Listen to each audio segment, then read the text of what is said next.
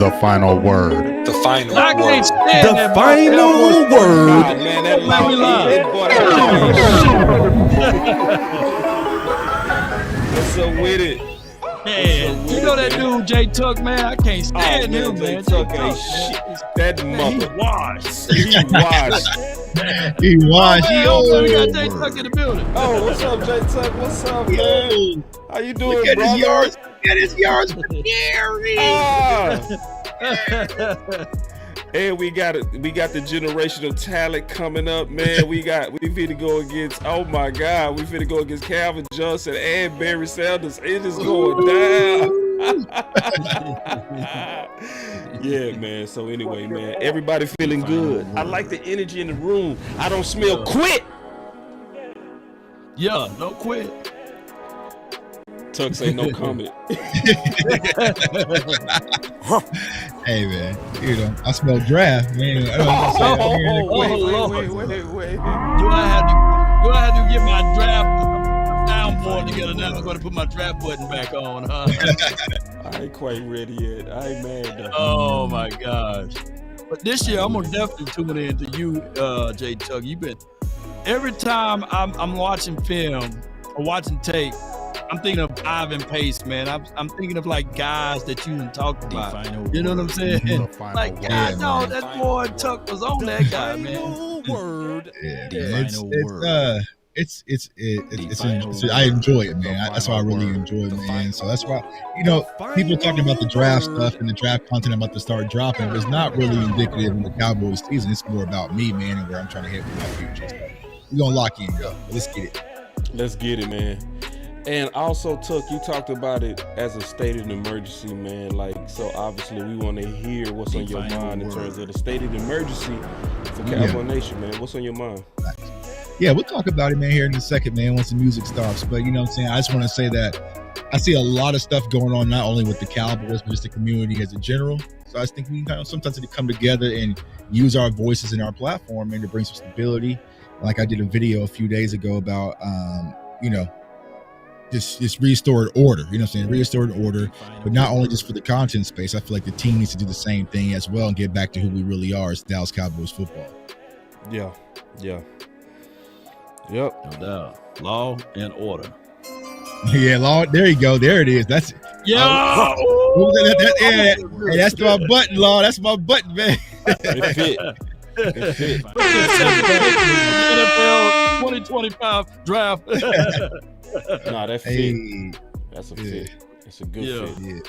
Yeah. But we gonna make it. We gonna make it. Yeah. Oh yeah, no, man. Kiss, we gonna make it. Yeah, man. You know what? Playoffs. You know what, boss? And Jay Tuck, we're not just content creators. We are solution providers. Come on with it. Right. Facts. Yeah. We're gonna provide some solutions, y'all. It is the way. Right. It's the only way. Whatever It's the only way is it? Solution-based content. I think that's why people rock with new media. We just don't talk about our problems. We talk about how we're gonna fix it or how they should fix it. I ain't gonna say what they gonna do, you know, but how we should fix it. And I think that's what Cowboys Nation really needs right now. Oh, we should come up with something. You said solution-based content, right? SBC. Right. Come on with it. There we go. Put that on there we go. There we go. SBC time, baby. Yeah. Solution-based content, SBC. You want answers? I wish I had that button. Yeah, you know I got it. I just wanna run it. Wrong. Oh, hey. Hey. Oh, Hey. One more time. Yeah. I thought I had it. I guess I didn't have it. Yeah. Fumble. Baby, I just wanna run it up. Can we check or something? I've been really in the field, let up. Yeah.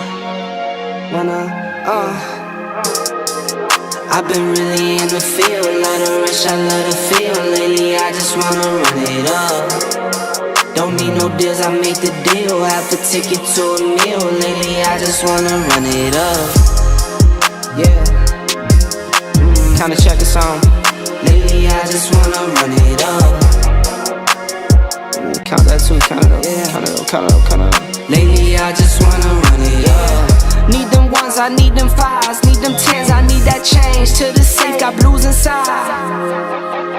Greens and pinks, it's all the same. I still save and roll my change. Take some losses when I play, charge it to the game. I'm with L, yeah, I'm with T Black, I'm with Reverend now. I'm with Bay, yeah, I'm with Jay, yeah, I'm with Chuck and now. Still the same, not switching sides, now it's about loyalty. You switch sides off for the bag, and that's worth more to me. I mix Nike with designer, I experiment. You just rock what's on the shelf, and I'm not feeling it. Search for the one, but baby girl, it's nothing real as this. Can't trust a soul, I keep a hammer, call it too legit. I've been really in the field, love the rush, I love the feel. Lately, I just wanna run it up. I do. Mm-hmm. Yeah. I just want to run it up, man. That's all I want to do in my whole life. That's it. Yeah. Run it up. Oh, okay, Tuck, you got to put your picture up, big dog. You got to put your picture back up, big dog. Where am I? What you mean put my picture back up, bro? You got you sharing your screen. There we go. All right, there we go. There you go. There you go. You know what I'm saying? We gonna fix this thing in the air. I started it right. Cowboys. I started it right. I started it looking out right. Yeah. All right. Run it up. I'm trying to get to the film already. You know what I'm saying? Man, We're gonna get to jump the on the film. Right. Man, I had a comment here. I want to get y'all thoughts on this, man. We're gonna start with this, man. It's gonna sound a little bit optimistic, but it's gonna get us going down the path. Y'all give me 1 second to pull it up. Here it is. I got it right here. All right. So check this out. So in 2018, the Dallas Cowboys was 3-4 before the aggressive trade for Amari Cooper. Then they went on a run. And even with Amari Cooper, they lost to Tennessee. Tennessee danced on our star in our house, and we end up being 3-5. Now, this is my thought. I want to kind of get y'all thoughts on this. If they have to be so pass happy, then get Dak better receiving threats like the other franchise quarterbacks. Trade deadline is around the corner. What's your thoughts on that? We'll start with you, Law. Well, in order for you to succeed, you got to sometimes go a little bit further than what you was doing. Insanity is doing the same thing over and over again, expecting different results. I think that the Cowboys get a little too comfortable. They operate out of comfort, and there's no growth there. We can clearly see that other teams, there's a team, man, believe it or not, that just came off the Super Bowl. They're 7-0. And they hungry. Right. They went and got a D-hop. They went and got a edge rusher because they are not satisfied with being 7-0, and they know that they on borrowed time. So they are always stretching and pushing the needle. There's another team that beat us, walked all over us week 3. They're not satisfied. They went and got another wide receiver to help out an MVP candidate. They got a rusher that's already near 1,000 yards. And here we are, 3-4, and we are comfortable. I think that to be optimistic with this, there's still chances. I think the trade deadline is pushed back to week 9. November 5th. November the 5th. Well, let's go make something happen. Yeah, I think this is the frustrating part for most Cowboys fans, and you already see it already there in the chat, right? Because we know what needs to be done to save and salvage this season right now. But we just don't have any confidence, not in the team, but in our organization, the front office, to actually go out there and do it. So, boss, I'm 1,000% agree with you. I know, we'll talk about it here in a second, there's been this civil war amongst Cowboys fans of Zeke and Rico and Dalvin and Deuce and this and that and this and that, Derrick Henry.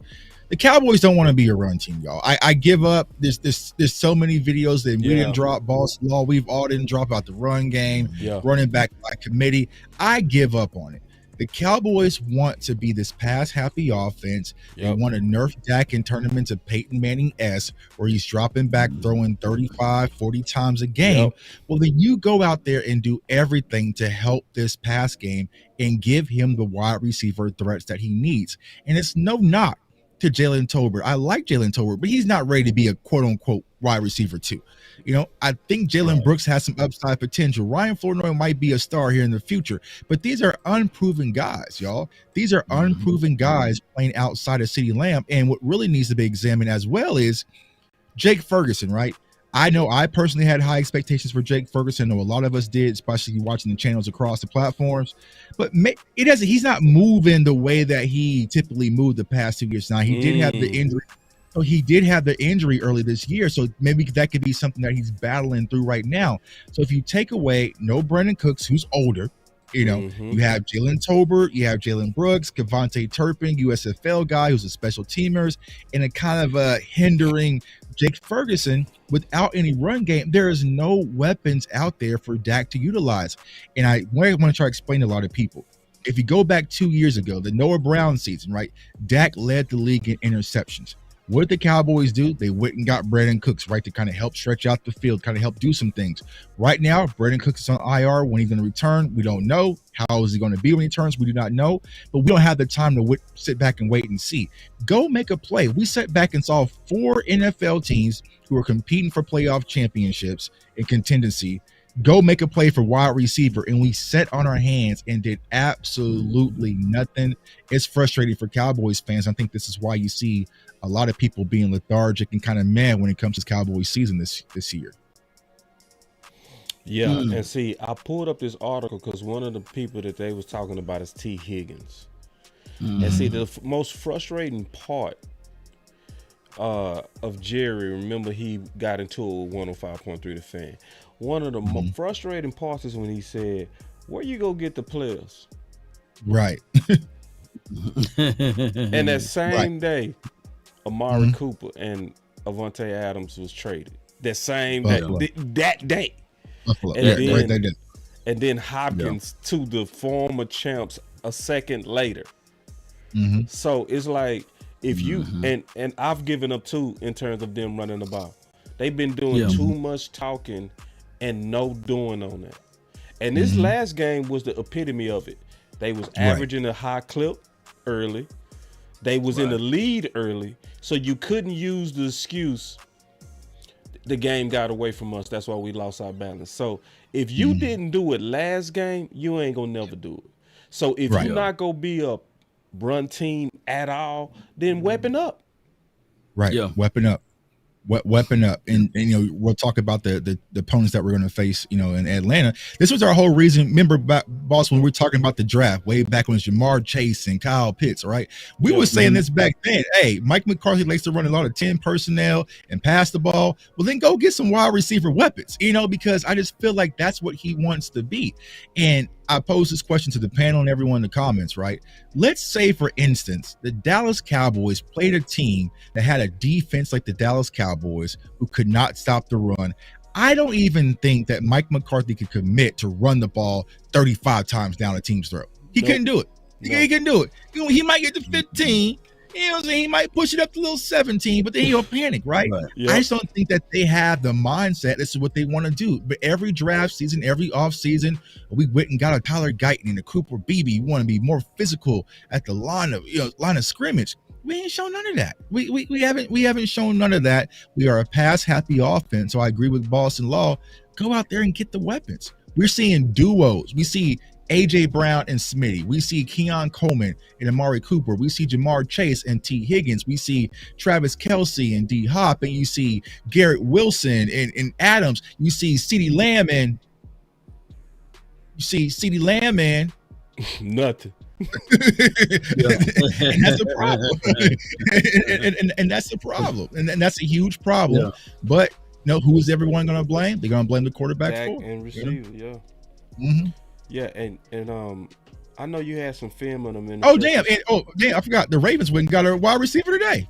They did. Yeah, they went and got Johnson. Yeah, they went and got Johnson. Yeah. That's what I was saying earlier. Yeah. They went and got wide receiver, bro. So, I mean, just because I always say this, man, just because your world stopped doesn't mean that everyone else's stopped. Just because we have injuries, just because we may have plans with Marshawn Nealon rookie's year, just because Parsons is out, D-Law is out, the world continue to spin. And the Jerry Jones don't operate like that. They look at it, yeah, it's always next man up, but you trying to compete. And when they made the statement, Stephen Jones spoke out with this earlier today or yesterday. He said, hey, we are clearly the same team from what we were last year in his mind, right? Mm-hmm. But even if we are the exact same team, doesn't mean that the other teams are the exact same team. You know, it's a competition. The league's supposed to be parity. Everybody's supposed to be 500.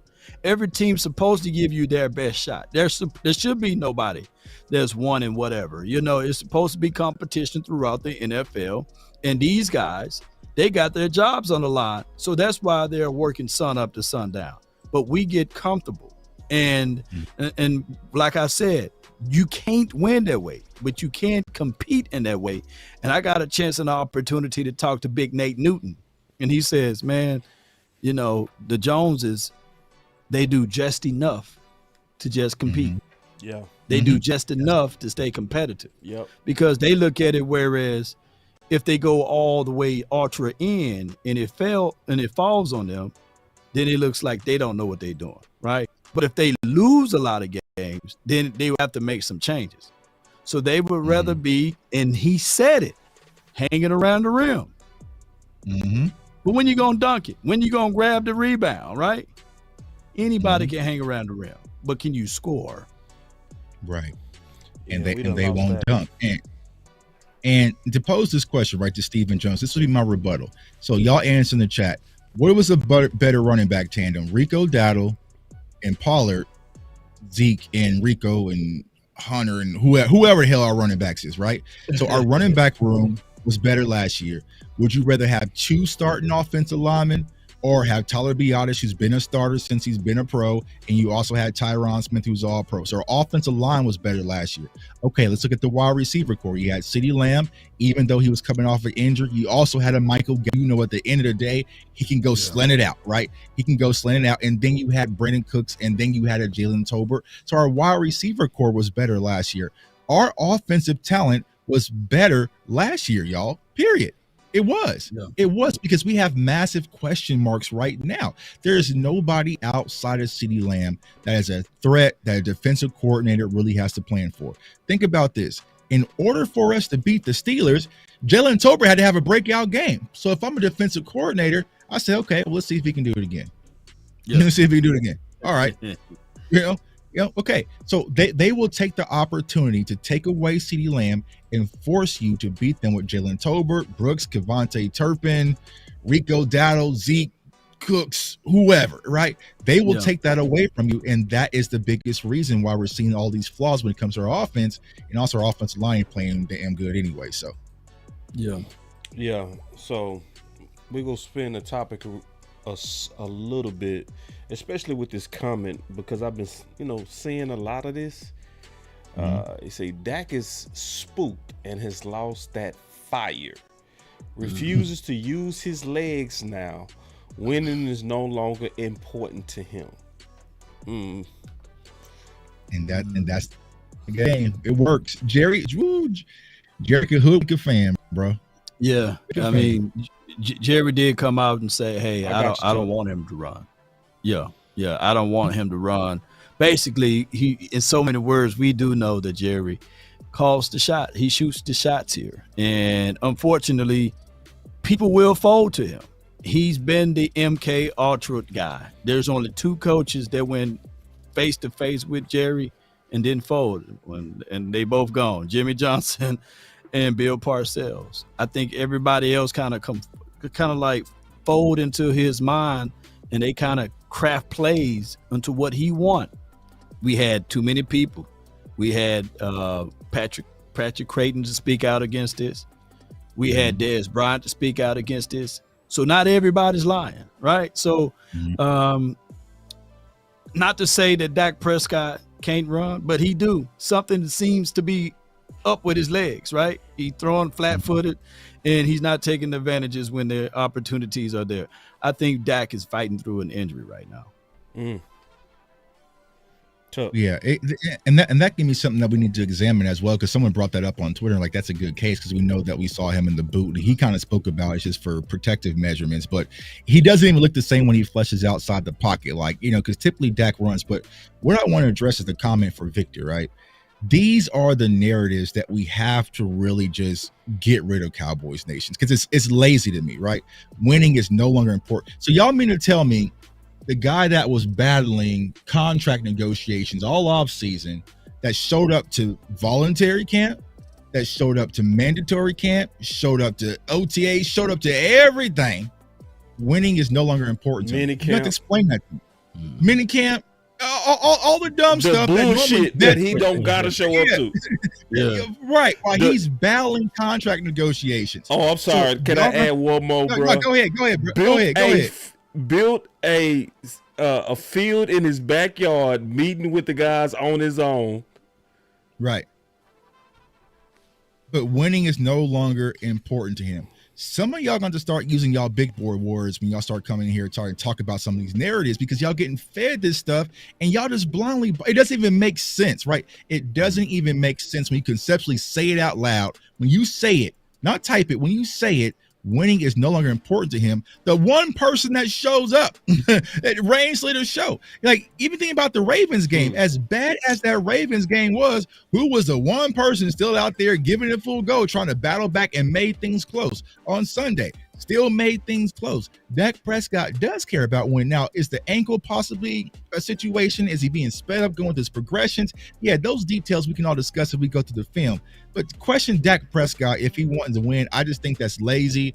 And I think a lot of Cowboys fans can get that mind and start wanting more and want better. You know what I'm saying? So, see, another one. Dak has put football down on his priority list once he got the bag. He got the bag 5 minutes before kickoff week 1, bro.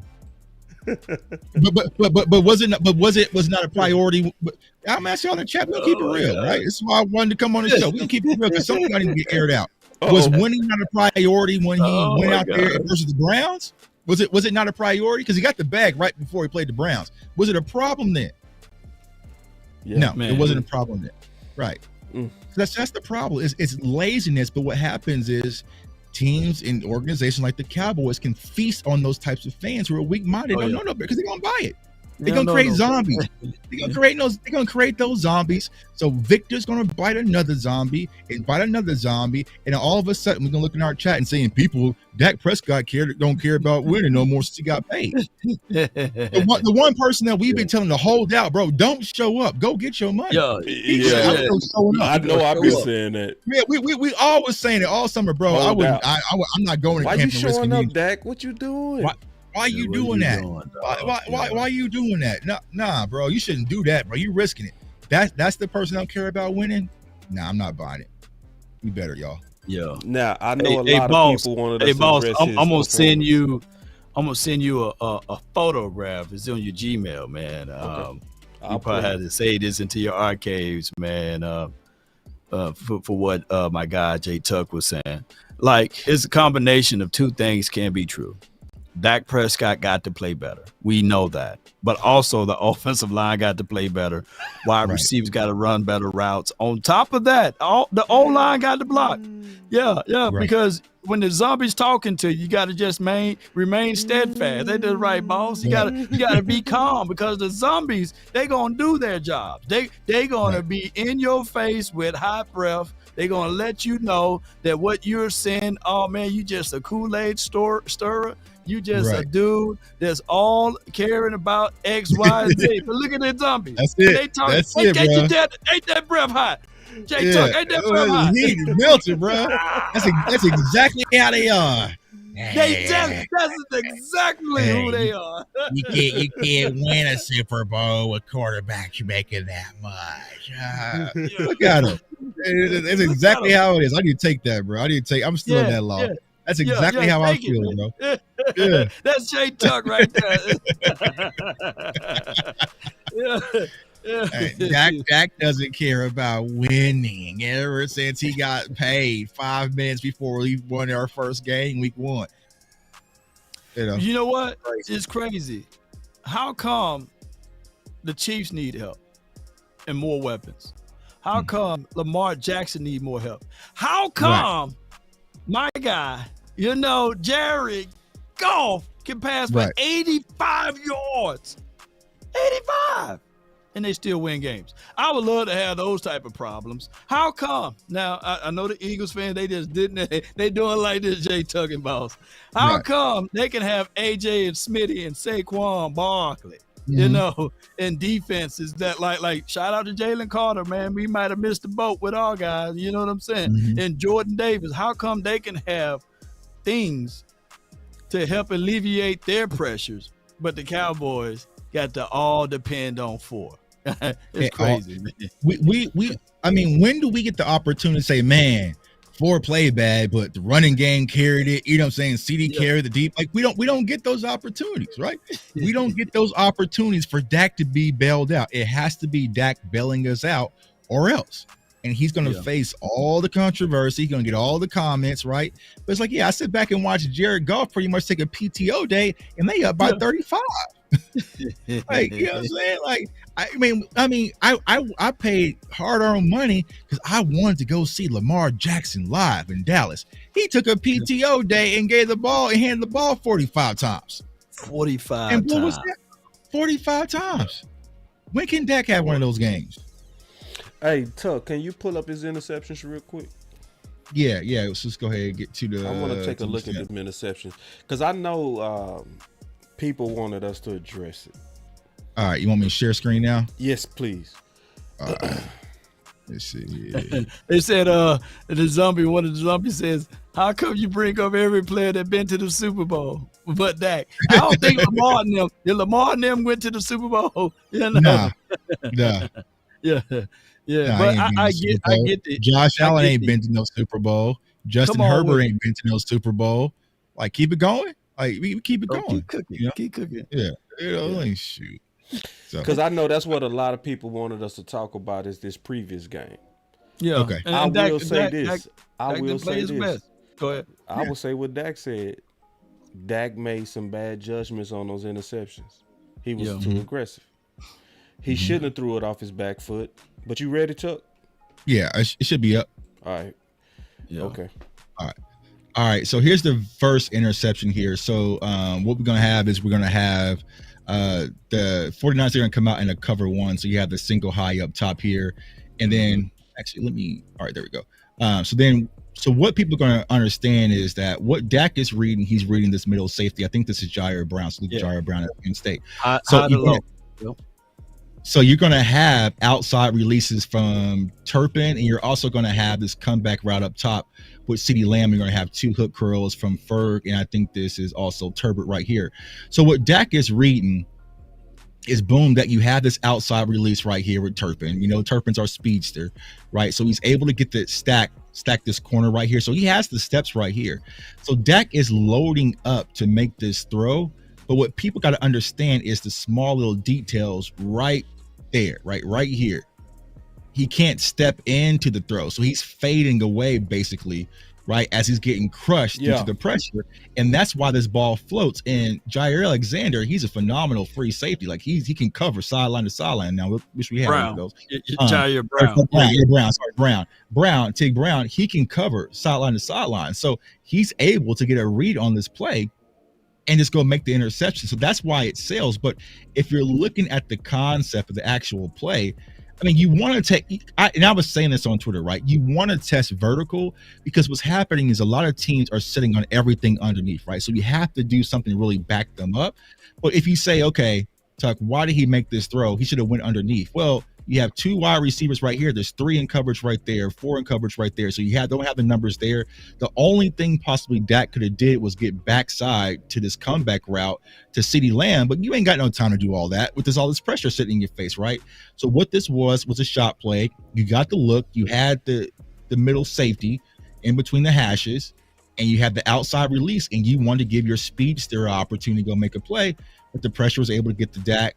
It sells, and Brown was able to make the interception there. So, you know, that's some of the things that a lot of people got to think about is the details. That a lot of people calls that sell more than bad arm talent. Exactly. Because it's an interception, he gonna be blamed.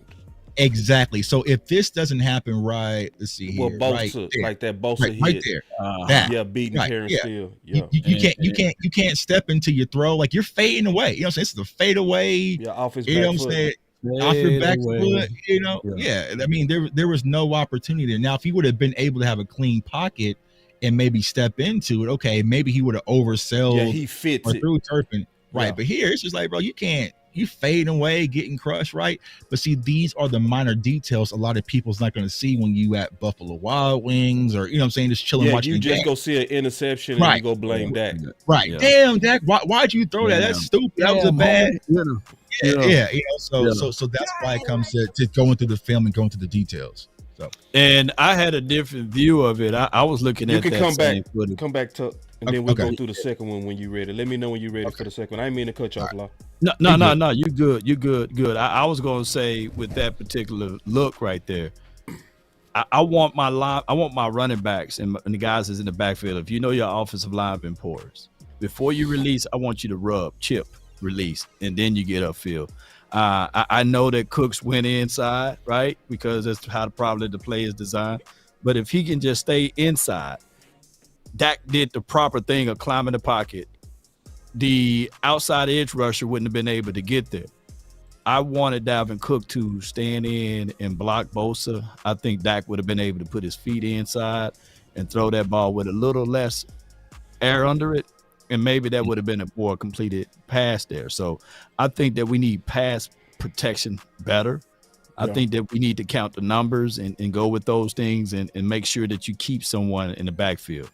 I think that we also get a little too finesse by going empty or thinking that this offensive line can hold for that 1/10 or 2 to 3 seconds, which they can.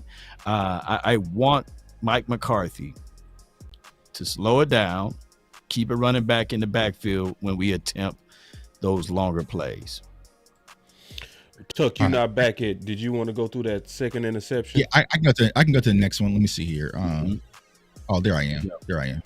Want to go to the second one, or you want? Yeah, let's go to the second one. I just want to look at the interceptions because I didn't really break them down yet. I'm being all honest. Right. I ain't break them down yet, so I want to look at it and then. So that first one, if you looking at it contextually, you really can't just blame Dak. That's kind of like a bang, you know, right? Kind of, you know, when you can't step into your throw and that's more so Terrence Steele caused. Let me know when you're ready. You ready? I see. Yeah, I'm ready. Should be ready. All right, boom. So this is the second interception. So what you're going to do is you're going to have, I think this is Hunter Lukey. So he's going to motion over. So you're going to come out in a 3-by-1 set.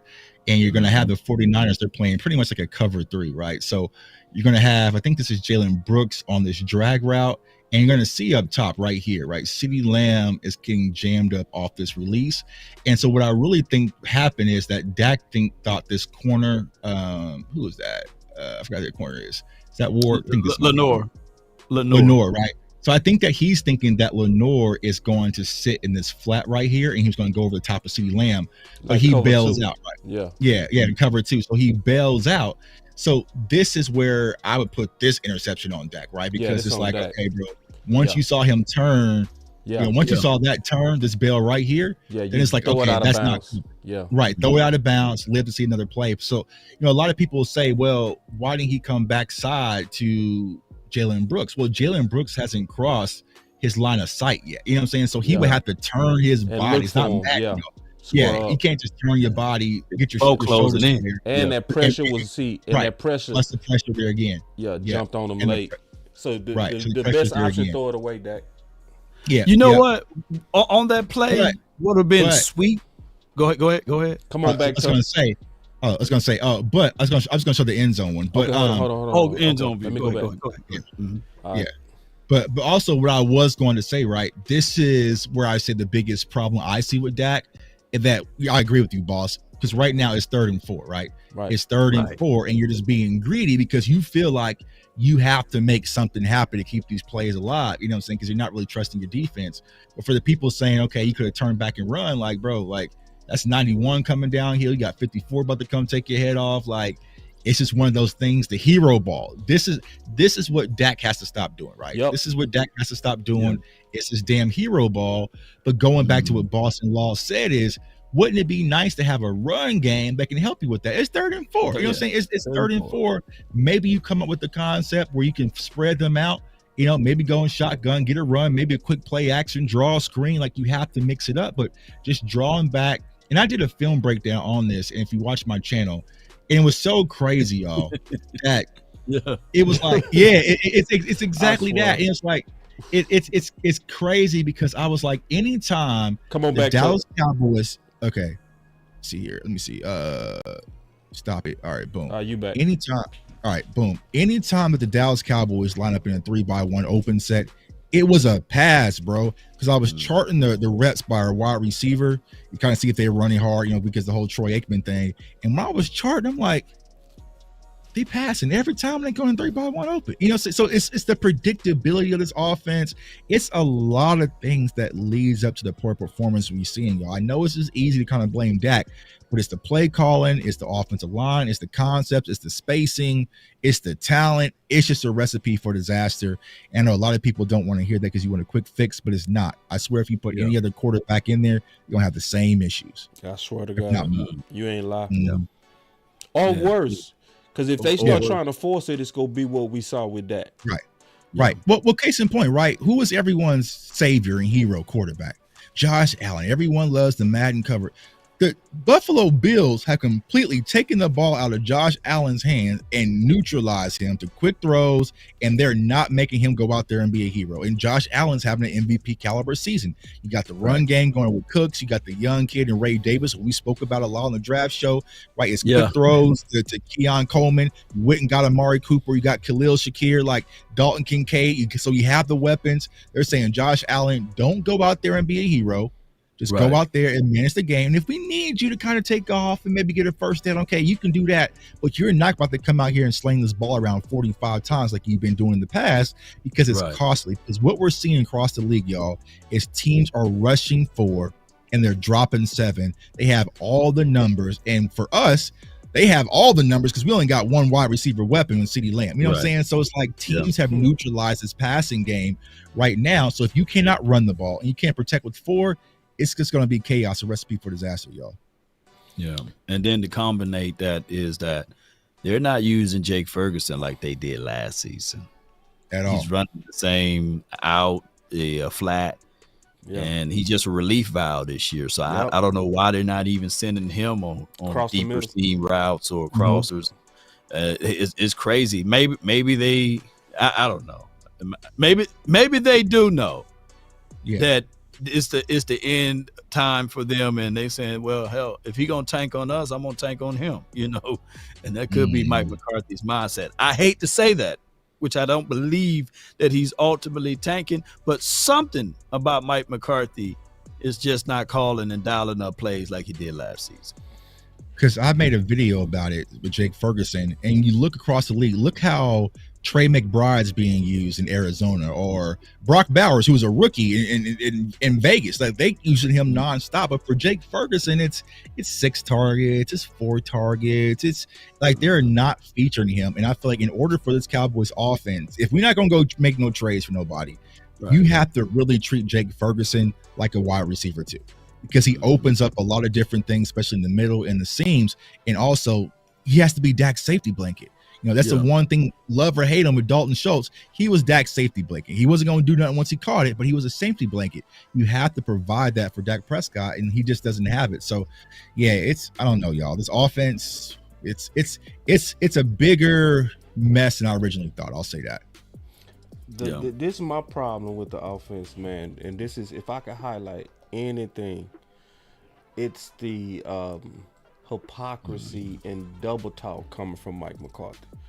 Yeah, we got to stop the run and stay committed to the run for 4 quarters. I mean, until we get that pattern, working cohesively together, we're not playing to our strength. I mean, that's a huge part of the complementary football. You know, we're losing the turnover ratio week in and week out, and we're not being able to stop the run and stay committed to the run. Man, shut up. Yeah. Every time I heard that, it Hit pissed that me button. off. Hit that button, man. Let that Man, womp every womp. time I heard that, it pissed me off because he's saying we like he not the play caller. Tuck Right. Law, well, like what's going? That's why Law, you so perfect on this. Yeah. And he's flexing on him, right? His play calling, his play design, just been very vanilla and bland. But it's A not few years balance. ago.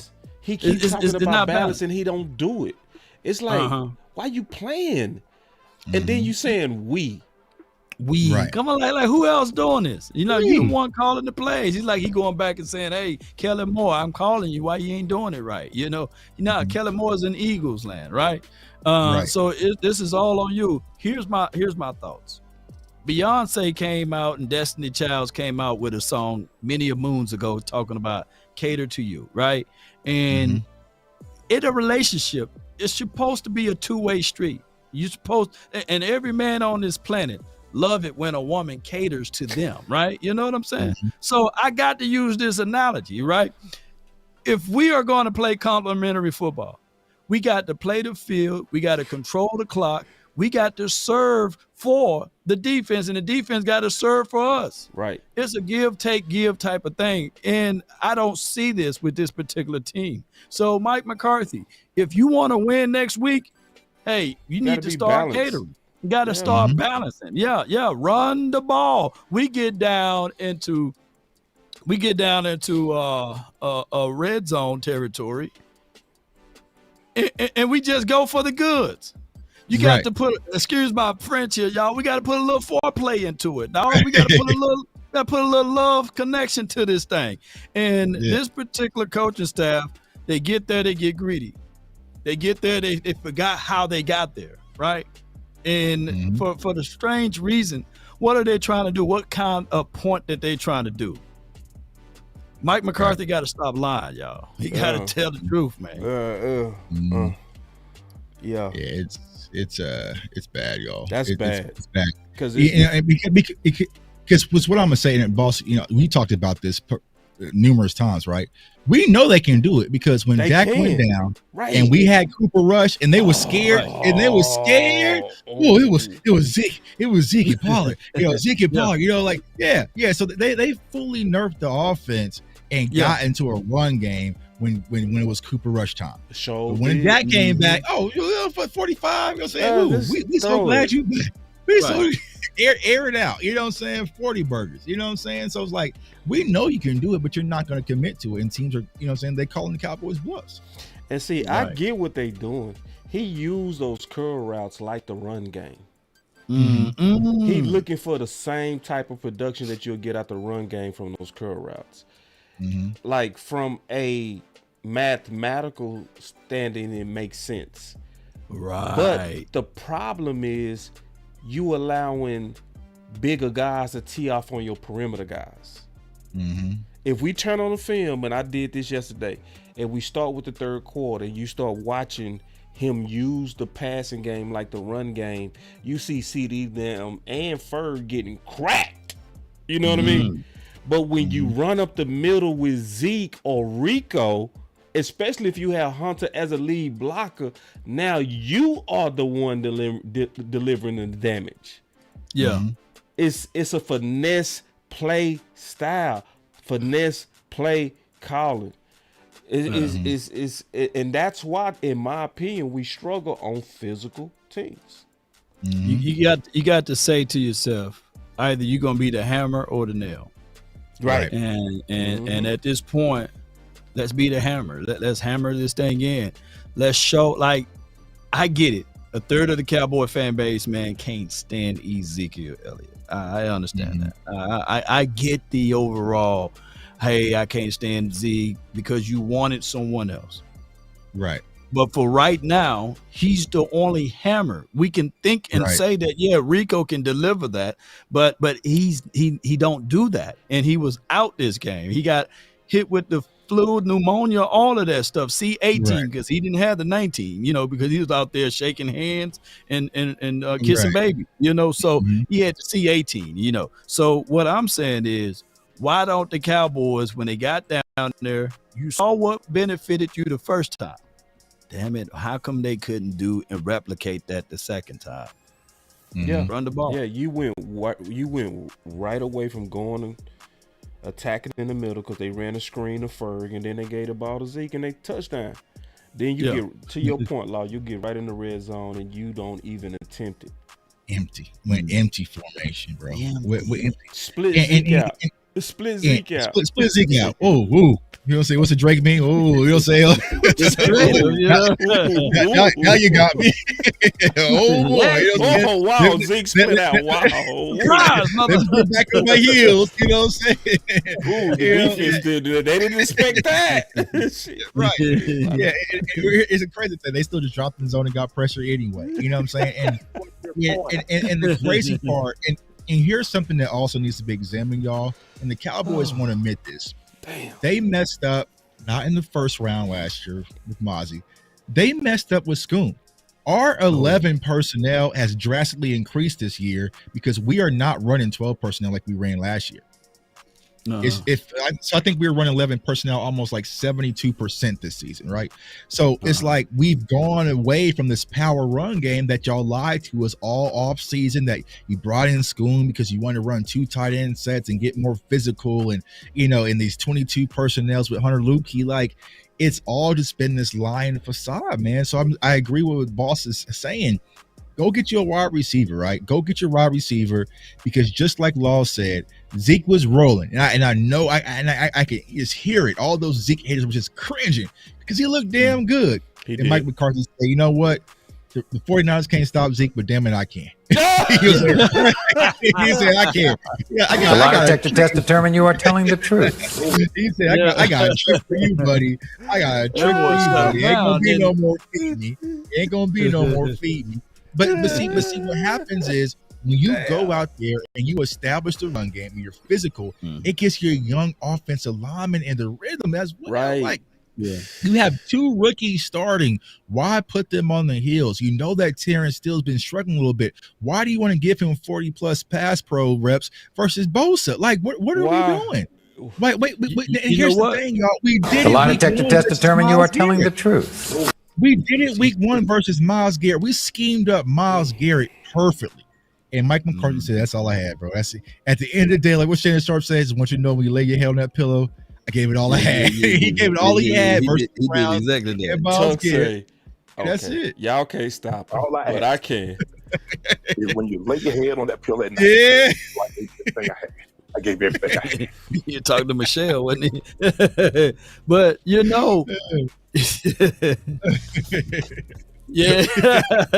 damn. But I'll say this though,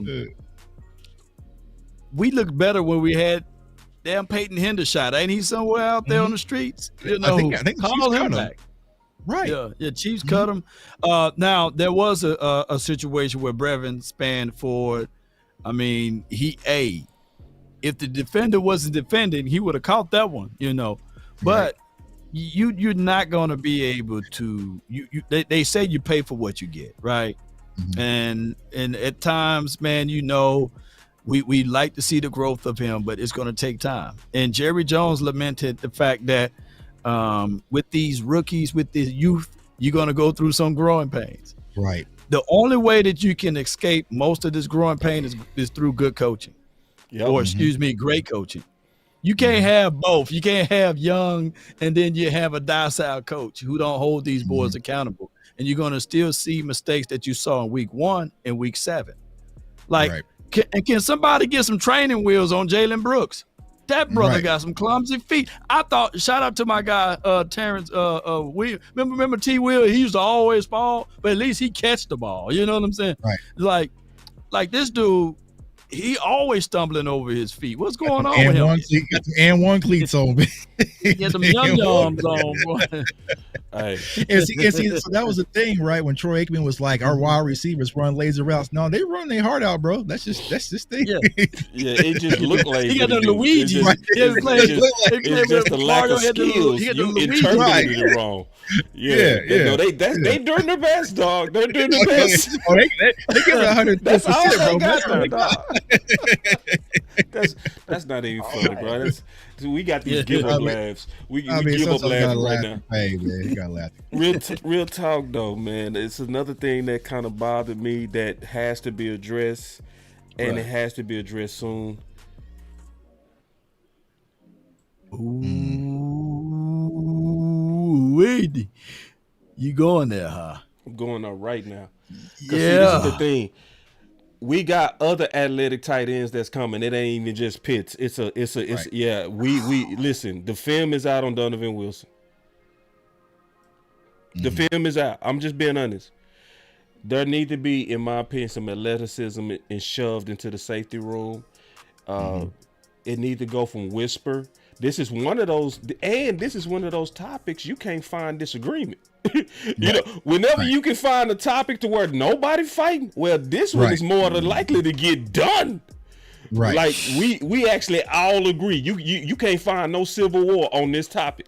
Right. Even Big Nate said got to Nate put said one in them out there. What? Big Nate, I got to top up that film for you, boss.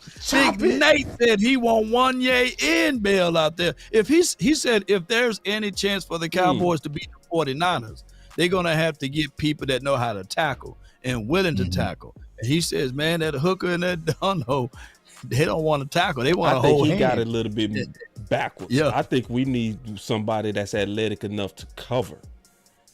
Cover too. Because Yeah. that's what killed us. He killed him in coverage. True. And we gonna see it again. Yeah. Yeah, 1,000%. And boss, you right. If we say, man, y'all need a free wine, we ain't gonna get no pushback. It's gonna be peaceful on Twitter. It's gonna be, boss, I agree. Yeah, Tuck, I agree. Yeah, Law, you right with that one. You know, we need to join hands on that one, bro. Everybody gonna join hands. We need to join hands. Let's push the low hanging fruit through. Let's forget the Zeke fight, Rico fight. That's gonna be a civil war to the end. But this right here, dog. We all agree. We all agree, and we agree. It's. I'm gonna tell you something else. We agree on. We also agree on firing Mike Solari. It's two subjects that where we all agree. Right. Yeah. Yeah. 1,000%. And Mike Solari hasn't had to step to the podium once to explain what we've been seeing. Here's how I know that Mike Solari is doing a poor job at his job as offensive line coach. We have two rookies start. And you can talk about Tyler Guyton, but for the most part, when you go back and crunch the film, slip to my guy Lou Takes out there as well. He does great offensive line film. Definitely check him out. It's our veterans over there struggling, bro. Yeah. It's our veterans that can't pick up a twist stunt. It's Zach Martin and Terrence Steele over there getting cooked. Like, you know what I'm saying? So what is your mentality when it comes to coaching? And how are you being held accountable? And I just think that when it comes to Mike Solari, he has flown under the radar, and our offensive line, they're just not in sync. I don't want to hear questions or concerns like, oh, we got some young guys starting. No. You have pretty much Tyler Smith, Zach Martin, and you also have Terrence Steele. They should be playing a whole lot better than what they're currently playing right now. And it's a big red flag for this offense because we can't. It's not even just the picking up the stunts, y'all. It's the push up front. It's the sloppiness. It's the hands. It's all over the place. And I feel like, he should definitely be on the target. But when it comes to Donovan Wilson, kind of like Office Space, man. It's just like, what is it that you said that you do? You're supposed to be Donovan Hitman Wilson. So if you're not hitting, what did you say that you do? I mean, if the one reason that you would want Donovan Wilson out there is to come downhill, to come off the edge, to come and fill the gaps and help with the run defense. If you're not doing that, unfortunately, bro, you do no good because Zim likes to run the double-A gap monkey. He likes to show pressure and drop. You need athletic safeties that can turn and run. You know what I'm saying? You need guys that can turn and run. And just like Boss is saying with these athletic tight ends coming in, you can't get Donovan Wilson lined up on no Pitts, man. It's gonna be barbecue chicken all day. It's gonna be barbecue. What year this is for your boy Pitts, I swear to God, it is. J Tuck, what year this is for your boy Pitts? It's 4, right? This is his 4th season. Yeah, 4. Yeah, he blossomed, man. He look good. I mean, he finally got a quarterback that's going. Kirk Cousins, like, bro, I ain't going out like I'm gonna throw him the ball, dog. You know what I'm saying? So that's what it takes. But you line him up 1-on-1 with Donovan Wilson, it's gonna be good night. It's going to be a good night. Yeah. And here's the thing: what do you have to lose? What do you have? It's always we like our guys, and this and that, right? And you want to give all these young guys opportunity. Well, you have your most two talented young guys on the bench. Actually, I'm gonna toss in 3 because I'm gonna toss in Israel McQuamon in that equation. You got to toss in Man, Israel. You have 3 talented young guys. Where is I like our guys now? You know what I'm saying? Like, where is it? Where is it? I think that Izzy need to get out there, man. He need to get a chance this to game. He's a 4.38. He runs a 4.38. It should have been Israel or Wanye versus Kittle. Yeah. Ooh. You have. We seen Izzy do that before, right? Yes. He did We it seen in him do it against in the playoffs. First playoff game when we were at San Fran. He played that game. And then he mysteriously just vanished off. You know what I'm saying? Like, you have a guy with that size, those pterodactyl arms that can play 4.3 speed, can play safety, 4.3 kickoff speed, return, and he's on the sideline. He's on the sideline. With Wanye is almost 215 probably. He could probably get mad at me saying that, but he was a kick returner. Like, he's athletic, bro. Yeah. Why aren't you exploring this opportunity? I don't get it. Yeah. And that's on. Now we'll have open tryouts at the running back room, but with safeties, everybody's good. You're good. You're golden. You know what I'm saying? We got the position. You know what I'm saying? But y'all two were locked. And you know what I'm saying? Y'all two were locked into the position. Like, I don't get it. And here's the thing: what you really have to examine is Wanye is a free agent next year, bro. So you really got to say, like, do you want to resign him, or you know what I'm saying? So what do you have? You have to see what you have. And he is far more than a special teamer, right? It's not just because, we kind of cool, whatever, bro. He is a gamer. I mean, if you go back to that San Francisco game, even the slightest on special teams of him changing the mindset, kind of, you know what I'm saying? Like, he's scrappy. You go back to the preseason games, in Vegas, him coming downhill. You need that. You need a spark plug. And right now, you can get spark plugs, but you have him sitting on the bench. And I don't understand it. I will say this, man. Change gotta happen. You can't have the level of play we having and then just say, I like these guys though. Like, somewhere change gotta happen. It's Solari, safety, running back, receive. Somewhere change gotta happen, man. You can't keep selling us that status quo is gonna work. You are truly showing true insanity. Like, this is for real. Yeah. Right. Yeah, I agree. Change.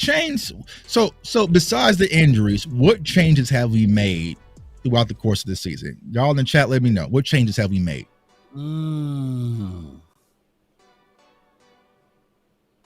Besides injuries.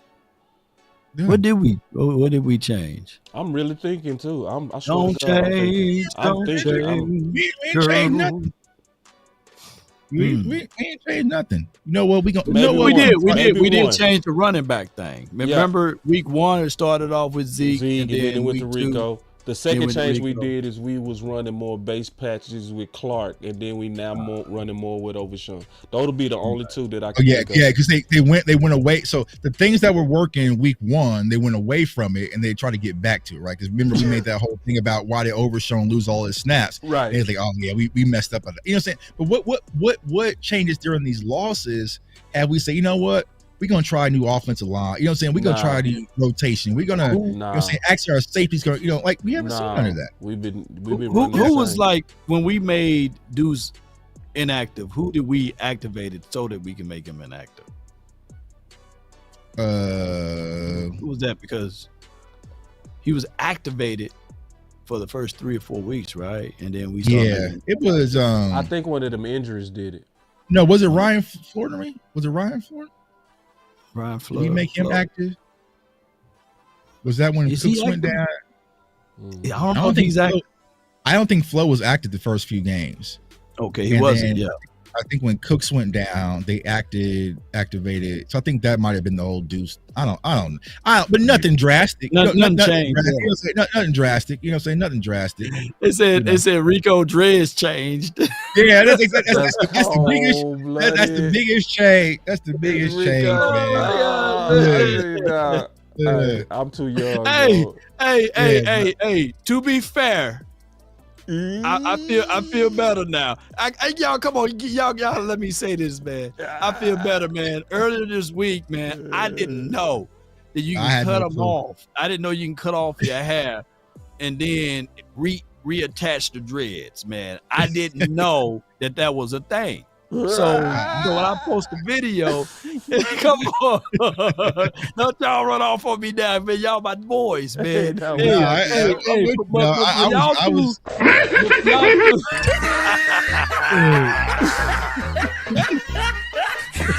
y'all could also say, yeah, I didn't know you could put them back in like that. I appreciate it. Hey, I swear, I realized that today, dog. I did not know either. I did not know that you can play the game. I didn't know that you could finesse the game like that. I had no idea. Oh man, it's with Makai Pfeiffer for the ladies, man. For the ladies, I pull a you on you. You know what I'm saying? Don't get mad. Hey, baby, I pull a you on you. Let's talk about these running backs, man. Interesting. Let's talk about these running backs. Oh man, they say I pulled a you on you. Now Zeke come next week with some braids, man. Yeah. I'm like, man, wait a minute. Now I question everybody, man. You know what I'm saying? I question every thread I see, bro.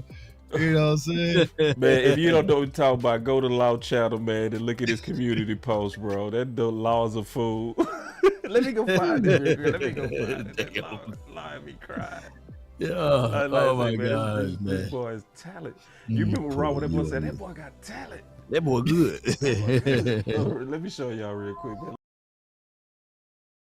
What happened? Oh gosh, man. You can't allow for $1.99 T-Bo. Yeah, oh my gosh, man. All right, let's talk about the running backs though real quick. All right. I trust y'all to be fair and balanced on this. All right, going forward, who the running backs? 1 and 2. No order. Who the running backs? Me, I like to start off with the anvil, right? And then you can bring the knives in. I would start the game off, especially against Atlanta, ATL shorty, with Zeke. I started off with Zeke. And then when he softens up the defense, when that cantankerous head, he leans forward, he knocks some stuff out the way. He gives them rib checks and all of that stuff, rub that elbows down and shoulders. I think that softens up the defense, right? So that you can have, if Rico is back, then I'll go with literally Zeke, Rico, and sprinkle in some hunters. Yeah, I'm with you. I would probably lead with Zeke. I always think of Zeke is like setting up your jab for all my boxers out there. Like, that's setting up your jab, and you need someone to be your knockout blow. Now, who can be your knockout blow? Maybe it's Rico. But that's how I would probably work things. And then also in the fourth quarter, when we get in these close games and then get the hell up out of there, you go back to Zeke. That's your wild thing. That's your closer. So, I know there's a lot of narratives when it comes to Zeke, man. And me and Boss, we kind of talked about this behind the scenes, man. It's anchoring in on your biases. And what do I mean by that? It's like sometimes people will get this idea or this thought in their head, and they lean so heavily into it. They're full tilting. No matter what they see, you can't pull them back up. And I feel like that's what you see with Ezekiel Elliott. Now, I'll say this. When it comes to evaluating players, anybody, my mom, my aunt, whoever can say what a player can do, but it takes a real evaluation analysis to say what a player can do. And what I'm seeing a lot in our community is that a lot of people are being lazy and not telling us anything that Zeke can do. From their standpoint, he can't do nothing. He has no vision, he has no burst, he can't pass pro, he brings no value to the Dallas Cowboys. And I think that's the biggest false lie that's going on right now in our community. What I'm trying to say is Zeke 2016 Zeke? No, right? No. But what nobody can convince me, and I'm not putting 10K up, you can't convince me he's not last year's Zeke. You know what I'm saying? You can't convince me he's not last year's Zeke. And I think that we all agree if we can get 1,000 all-purpose yards from our RB1 in Dallas right now with our backfield, we will gladly take it because right now we are dead last when it comes to rushing. So I think that is the biggest problem right now, is that a lot of people just want to be right versus about what's best for the Cowboys, right? Y'all watched our draft show. We broke down 100 damn running backs. You know what I'm saying? We talked about Derrick Henry. We talked about all of them. You talked about Isaac. I remember you talking about Isaac. In the whole free agency, there was not a running back that we did not address this offseason. We touched them all. But as of right now, we are in the pair. It's week 9. We are trying to figure out how to get this plane landed safe. And right now, I feel like Ezekiel Elliott gives us that assistance to help us. Is he going to go for 2,000 yards to be the leading rusher? Absolutely not. But when I posted the bet this offseason and everyone cowered and moonwalked, I just said 600 yards and 6 TDs. Oh, that's too easy. Well, I would take that right now from Zeke. You know what I'm saying? So don't sit there and act like you can't get me 606. And then let Rico fill the void, or Dalvin fill the void, or whoever your favorite is, right? But give us a baseline. And I feel like Zeke gives us that baseline right now. So I would go with Zeke, plus the durability, plus the familiarity with our offense. Like, there's stop acting like there's no positives when it comes to having Zeke out there. That's why the wash term is overkill. Right. Like, people that loosely say wash, that's overkill. Now, if you lazy. wanted to say he's not the same, okay, nobody go argue with that. Right. You know what I'm saying? But to act like he has no value, because that's what washed means. And it's an incorrect narrative, and it makes it safe to discard his value. So like that term, anchoring down on your biases, you learn that from school, right? Yeah. And that's some NFL scout stuff. You know what I'm saying? But that's where we're going through. I'm writing a report on it. You know what I'm saying? So, and the reason why I want to brought that up, because I want to make sure people heard you right. That what's going on in Cowboy Nation is an actual known NFL term that they try to spot in us as analysts, right? So if they trying to see, do you double down and triple down into bad biases? What do you always say about ego law? Yeah, edging God out. And the craziest part of it, man, with 1,000% guaranteed of the truth, Mike McCarthy didn't want Zeke on his team. Now, Zeke was brought back to this team. And the need to be right is a clear evidence when we got into the second drive of the red zone. With complete fairness to insider information source that's really close, you know what I'm saying, about that. And I get it. Sometimes you may not get what you want, but the thing that you got is what you need. You see, so you just got to utilize it. I get it. You didn't want it, but at the end of the day, you just got to deal with it. Because you got to use that. Because how can people deny what you just said? Because every time Zeke got hot, they stopped using him. Every time it worked, like Zeke get you a run for 1st and 6, they stop. You know what I'm saying? Then he score in the red zone easily, obviously running behind Tyler Smith. You know, they give him a clear wall. He got clear vision. They don't do it no more. Coaches, there's a coach that lost a Super Bowl. I got the film pulled up. You want to see it? Yeah. We're gonna go to the film. But I'm gonna say this. If you want the film on it, I got it too. There's a coach that lost a Super Bowl because he didn't want Marshawn Lynch to punch it in. Lost a whole Super Bowl. Egos can be very big. I gotta say this too, man. I've been thinking about this. It's been hurting my heart. Y'all go feel me when I say this too. I'm gonna even put the camera on me. Bron Brothers gave one of the realest predictions that some people that we might have forgot. Remember, he was talking about on the final word. We was talking about. I asked the question, "What can tank the season?" And all of us had different opinions. And he said, "The sloppiness of the coaches could tank the season, and how they had that coaching war." And he started explaining the prisoner for prisoner. Remember he said that? Prisoner for prisoner. Boy, you got a good memory. Yeah. He started talking about prisoner for prisoner. Yeah. So I think what's going on also is Mike McCarthy doubling down on Rico, because at the end of this, he gonna have to give an account for his decisions. So they no longer, in my opinion, making collaborative decisions and trusting decisions. It's like a fight between them on ideas that we seeing playing now sloppily on the field. I swear to God. I swear to God. I think the fight on those coaches, you fired Mike Kelly Moore, I fired your filming. Yeah. Cause see, we hurting from filming right now. I'm ready for that film though.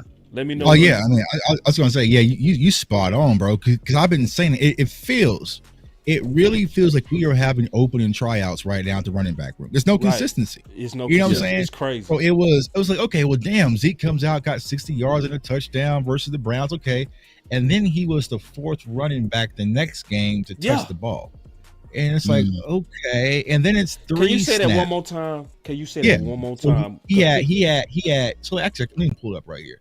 And why you pulling it up? Let me tell you why that's important. Because there was a lot of outrage when we went to Zeke from Pitt, but it was no outrage when we went to Rico from the Browns. Right. Yeah. Right. Yeah. So to pull up Zeke stats here, let me get it pulled up here. So first game versus. Let me know when you're ready. I can show it. Okay. Let me see. All right, go ahead. I think. Let me share. Yet. I can see it. All right. Let me see here. Once you switch, I'll see it. Okay. I'm ready for the film. You ready? All right, it's the film. Yeah. All right, bang. So these was what I was talking about, right? So some of the good things that Zeke actually did on Sunday that people want to talk about, right? So we're going to come out right here in a run formation. So you see it's kind of a stretch, right? But he's going to read that these holes are filled, right? So he's going to have the vision and bang it up. Bang it up. And look how many people it's taken to bring one man down, right? Look how many people. 1, 2, 3, not 4, not 5, and he still ain't going down. So what people got to understand is, yes, I understand the stats, right? And here's another class thing, right? People are talking about quantitative numbers, like numbers. I see the numbers, I see the fancy charts, right? But the qualitative measures, you can't coach this. You can't coach somebody running in the hole and taking 5 to 6 grown men to try to get him down. You know, putting his head down, going through these runs. Like, these are the things that a lot of people are just not giving Zeke credit for, right? I get it. It's not the sexy runs that everyone wants to get excited for, but at the end of the day, there's no way you can tell me lining up behind Hunter Luepke and Jake Ferguson, this offensive line, and being able to run the ball downhill hurts this team. It doesn't. Can you show that power run one more time? Because I've been calling for this the entire offseason, bro. Right. I've been calling for them to put Hunter Luepke as a lead blocker like they did. And when this works, this is what I hate the Cowboys on. When this works and we get 6 yards on the first attempt, we don't do it again. Do it until they stop it, man. Until somebody get crushed and get. I want these DBs and linebackers' first step to be forward. Like 6 coming down right now. I want them to continue to do that. That's an easy 5 right there. That's 5. Yeah. You know what I'm saying? He got more than 5. He got actually 6. That's 7. That's 7. Yeah, that's 6 or 7. Yeah. You know what I'm saying? And we went away from it. It's crazy. And go ahead, Tuck. I mean, cut you. Yeah, I was gonna say and we went away from it. We went away from these carries from Ezekiel Elliott, right? When he was getting the need to be right. The need to be right. The whole mentality of Zeke is feed Zeke. You know what I'm saying? Feed him. You know, but you're giving him 2 carries, 3 carries. Like, what do you expect a man to do with 2 carries and 3 carries and 4 carries? Like, it's just not enough, right? So it's like, I get it. Going back to the anchoring down your biases, man. Like, some of y'all have to lose that. You know what I'm saying? It's about what's best for the Cowboys, what's best for the team. It's not what's best for Twitter, right? And when you come down, like you saying, so the people will show, okay, well, this is played in the 4th quarter. So people will say, all right, well, look at his yards per carry, right? Well, y'all explain to me in this film, where was he supposed to go? Like, Fred Warner has a free lane. Like, there's like, he didn't get in touch. You know, 56 looking for him too. Right. Who was that? Cooper Beebe. Yeah. So Cooper Beebe misses this block on Warner. Yeah. So right. Head down. That's because he trips over Tyler Smith because they not used to even run blocking Right. together. They ain't got their And fits down. Right. And Zeke is met in the hole. So Yep. this is the clip that people will send Law and send Balls and send me. You guys look at his yards per carry. Well, yeah, he's washed. Well, one, this is in the fourth quarter, so he's averaging 5 yards per carry until we got to this play. But what is he supposed to do? Context matters, y'all. Context matter. We're not saying that he could rush for 2,000 yards, but there's no way you can convince me he doesn't add value to this team, y'all. There's no way you can convince me. I don't care what colorful chart you show me or whatever. I'm going off the film. And here's the thing. A lot of us, we ain't got no vested interest in this. Like, you know what I'm saying? We ain't got no reason to really lie to y'all, you know? But we're going by it based off of what we're seeing. And when it comes to the film, I still think things that can add value. Now, you can put Rico at running back 1 if you want to. If that means that much to you, put him at running back 1. But there needs to be some touches for Ezekiel Elliott. I don't care what you say. And see, come on back, Tuck, on your camera. So appreciate the film. This is also a good year to try it. Right. This is a good year to try because there's also so many other teams that's having success with the older running backs. So I can get to where you might not want to be the first, right? But when you're looking across and you say, well, it's working with Fat Boy Hunt. It's working with Saquon. Shit, they was calling Kamara washed for the last 3 years. I mean, it might be a resurgence of the old running backs. So hold on, boss. What was we hearing in Dallas? I don't understand why Dalvin Cook is on the practice squad. We need to make Dalvin Cook active. The nerve of you. The audacity. And I'm a Florida State fan. The audacity to sit here and say we need to activate and we need more Dalvin Cook. Dalvin Cook has been less durable. Dalvin Cook was cut from the Jets last year. Dalvin Cook didn't put up half the stats that Ezekiel Elliott put up last year, but we need to activate Dalvin Cook over Zeke. There was some of y'all lying in camp. We need to keep Royce Freeman and move on from Zeke. Royce Freeman, a better run. Where? Tell me, have you seen him? Where's Royce Freeman at now? Tell me. Where's Royce Freeman at right now, y'all? Someone comment in chat. Let me know what roster Royce Freeman is in. He's a free man now. I'll wait. Oh shit. Still waiting. Y'all can Google it. We'll give y'all time. But see, people were just so dug in. Anybody but Zeke. Anybody with Zeke. Right? It doesn't matter. So y'all sitting here, he's old, he's washed. We need to activate Dalvin Cook. That's when I was Law, did you hear what Shaq said to Leonard Fournette? Maybe Leonard Fournette can come and play for the Dallas Cowboys. Come on, Big Leonard. Let Benny. That's what I was saying. It's anybody but Zeke. I get it. I get it. But what'd you say? Anchoring down on the biases. Damn. I'm gonna keep that into my back pocket, man, because I see it every day. I do see it. I see it every day. And we all got to be careful. That's why I didn't go with this in your face campaign. You know what I mean? Because I know that's out there, and I know, and I need all of us on the same page on the best idea. You know what I mean? So I don't even want it to even kind of seem like, you know. Because then people go double down on it. They go triple down on it. And it's like, nah, I don't want you to have no pride in this. Let's just do what's smart. I even take baby steps, Tuck. I take baby steps, Law. Let's just use them in the red zone. If y'all just want to, if you just got to win, just in the red zone, just let's do what we all at least agree that he's good there. Okay. And what was all the Cowboys saying, Boston versus Pittsburgh? When Rico fumbled that red zone, that should be Zeke. Yeah. That should be. Yeah. You know. But then they got all right. So let me play this real quick from the fan. I really do see that we've got the players, and we should have the players coming. Hopefully, we'll get one or two of them back here against Atlanta. But I have a lot of faith in these players, and I have a lot of faith in this coaching staff. And so the big thing is that's what we've got, and that's reality. And so these players have a chance to get better.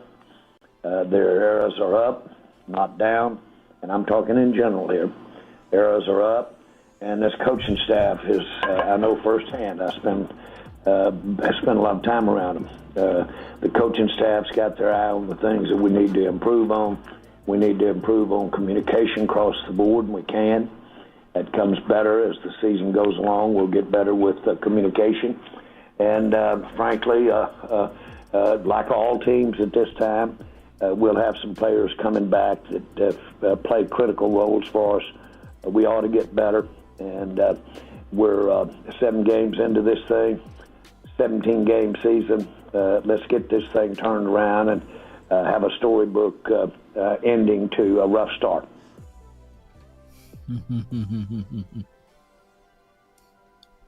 We like our guys, but now we have faith in our guys. Yeah, that's the remix version. The remix. Yeah. I have a degree of faith. I do. A degree. I have a degree of faith because because we've seen these hard days. We've bounced. It's hard. I'm not saying this. Is it likely? No. Right? No. Is it likely? Absolutely not. But we are starting to get to the point to where the cavalry's starting to return. We likely go see Bland come back. Hopefully we see Micah come back. If we start seeing these guys start coming back, especially if we starting to get into these divisional games, that's going to really tell me if it's over or not. I'm not prepared to say it's over. And I think it's a chance for us to bounce out. I will want them to do something trade related. And as of right now, I'm torn between shoes and a weapon, a DT and a weapon for a trade. And I think we should be aggressive to even trade a second round. Yeah. But we was able to trade for Hankins for a 6. So I might be willing to, as long as you get the right guy, What was our last second rounder that did anything outside of Trayvon Diggs? Trayvon Diggs? That was It was the last one. And you kind of had Marshawn Nealon, but that was it. Yeah. What's going on with Nealon? Is he coming back or he gone? Yeah. He gone for the season. Dang. Wow. Yeah. So what's y'all thoughts on with Jerry, like, in terms of? I might be a little bit indifferent to the comments because me personally, I feel like what's going on right now is the best thing to happen to the Dallas Cowboys, possibly if they remove the ego that Law was talking about. Because what I feel like the Cowboys have been able to get away with is they've been able to get away with just being an average, right? Yeah. Doing the bare minimum and just getting by. And why were they able to do that? They were able to out-talent teams throughout the regular season. You could out-talent Washington for 2 games, out-talent New York for 2 games. Okay, that's 4. Split with Philly. Okay, now that's 5. Right. The Jets, Cleveland. Like you can out-talent them. But what is happening right now is the talent gap is closing, not only in the NFC, but it's happening in the NFC East. And I feel like right now the Cowboys feel like, we always feel like we can light switch it. Okay, we'll be fine. We'll get Jerron Bland back, get Micah Parsons back, and we'll be fine. Well, that don't fix your offense though. Like that's not going to fix your run game. That's not going to fix your protection. That's not going to fix your wide receiver core. So balance. I feel like that this is one of the seasons that I think where the Cowboys are going to go out there and really show, hey, maybe we're just not as talented as we think we are. We have some guys, I feel like we're very front heavy, but after that, there just isn't that second layer. And then when you add on poor coaching, you add on poor culture, you add on like all these dark clouds that's been lingering over this team since the Green Bay loss, it's just not a recipe for success. And maybe this is what needs to happen for the Joneses to finally get that egg on their face and realize, all right, we got to be better. Because the way that we're doing things, isn't the way, right? We look across the board, right? Washington drafts well, Philly drafts well. There's so many teams that draft well, but we just pride ourselves on just the draft. And that's why a lot of Cowboys fans get excited about it. That's your only opportunity. But it's more than that. You're seeing that across the board. You're seeing Kansas City, Buffalo, Baltimore. Like you're seeing all the hell, even the Jets ain't even winning nothing, and they still going all in. You know what I'm saying? Like, well, I just think that the game is changing, the talent is closing, and I feel like this is going to finally be the season where the Cowboys can sit back and say, that average stuff y'all been kind of doing, this fake, all these versions of the Patriots way is not going to cut it. If you really want to be a contender, you have to roll up your sleeves and play ball just like the other franchises. So that's where I kind of think this is going. But I think Jerry's going to let this thing bleed out. And if we win a few different games here, get the fan base excited, all they need to kind of do is kind of keep you back on that hope train, keep them tickets still selling. That's all they really want. But we want more than that. Very, very fair measure. Matter of fact, I got to clap it up for you on that, Tuck. For real. You smashed it. For real. Very good analysis on that. Real talk. Fair. No doubt. Man, I can't even come back between that, man, or after that. I would just say, look, we gonna have to make something. In order. I've seen my guy in the chat. He says, "Stop the cap. The only way this team can get better if we make a trade." And it was action, Powell. Appreciate you, bro. I would say this though. I agree. I think we need to make a trade. I think we need. Yeah. I think that's the one thing that we did in 2018, right? We went and got Amari Cooper, and that would tilt over everything for us. Put us on fire. Sure did. Yeah. So, but at this time, we need two elixirs. We need one on offense and one on defense. Yeah. Well, so we got to make a two-way trade or somewhere, on this team, and because we learned a new system too, bro. Yeah. In 2018, the Dallas Cowboys were 3-4 because before the aggressive trade for Amari Cooper, then we went on a run. So and people forget that was very aggressive. That's what people forget. Right. We outbid it for him. We outbid it for him. We gave away a first when most people thought he would have went for a second. Yeah. And they was scoffing at us. Because Amari had baggage in Oakland, or at the time. It's like, oh, he drops the ball, he don't show up. You know what I'm saying? Like that was so outside of the norm for the Cowboys. Outside first for Dallas, unheard. Right. You know what I wanted to do that following year? I wanted us to double back and get DK Metcalf that year. Oh, but we drafted Tristan. The following year. I wanted us. We drafted Tristan right before DK showed. Cause I said, "Ain't no way in the world DK fall." Because my Mississippi boys and he failed. I was like, just our chance. And then it was like, nah, we good. Let's go with Tristan. And Tristan was a guy he didn't start it in college. He was like one of those guys, a tweener. Right. But that's the. Sometimes I think we get a little too cute in these drafts, man. And we draft good, but sometimes we get a little too cute. And we stick with it too long. And I think someone put that up, right? Drafting too late in the draft. Yeah. And this is the biggest problem, right? Because I'm not saying team tank. I think we might tank when I have a choice, right? But it's the same thing that used to happen with the Dallas Mavericks, right? The Dallas Mavericks were never all in to really win it all.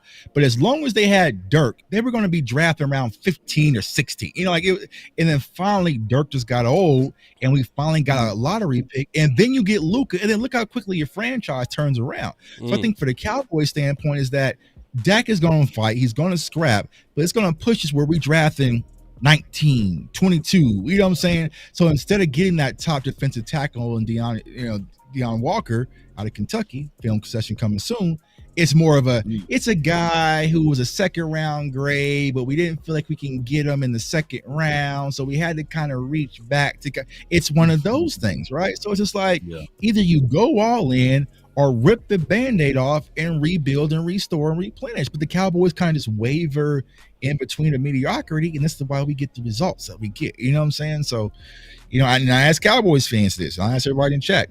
Are we closer to a Super Bowl or Travis Hunter?